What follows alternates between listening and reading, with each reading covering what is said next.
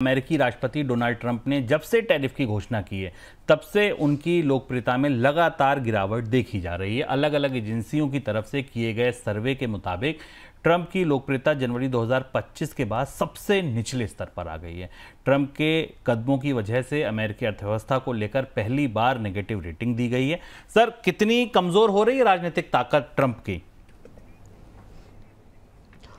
यही वो एक, इसे आप दुनिया के निवेशकों की दृष्टि से देखें, बॉन्ड निवेशकों की दृष्टि से देखें, भारत जैसे देशों की या जो ट्रंप के टैरिफ से मारे हुए देश दृष्टि के लोगों की निगाह से देखें तो ये उनके लिए राहत वाली खबर है कि डोनाल्ड ट्रंप जिस राजनीतिक ताकत के साथ आए थे, 2 ही 3 महीनों में उन फैसलों के कारण डोनाल्ड ट्रंप की जो राजनीतिक ताकत है, ये लोकप्रियता, वो छीज रही है। और अमेरिका में चूंकि जो पॉपुलर रेटिंग होती है वो अमेरिकी राष्ट्रपति के भविष्य को, उनके फैसलों को और उन लोगों के बीच में राय को प्रभावित करती है, इसलिए ये जानना जरूरी है। हम आपको एक चार्ट के जरिए दिखाते हैं कि डोनाल्ड ट्रंप की रेटिंग का मौजूदा हाल क्या है और ये हाल शायद उन्हें प्रभावित कर सकता है। जैसे रॉयटर्स इस्पास का पोल आया आज, स्वीकृति 53% है, आर्थिक स्वीकृति तो 43% तक रह गई है, जनवरी 2025 के बाद सबसे कम है। सीएनबीसी ने कहा कि इकोनॉमी पर पहली बार डोनाल्ड ट्रंप की रेटिंग निगेटिव हुई है, जबकि डोनाल्ड ट्रंप को इकोनॉमिक रिफॉर्म माना जाता था, रिपब्लिकन पार्टी से आते हैं। इसके अलावा गैलप के पोल में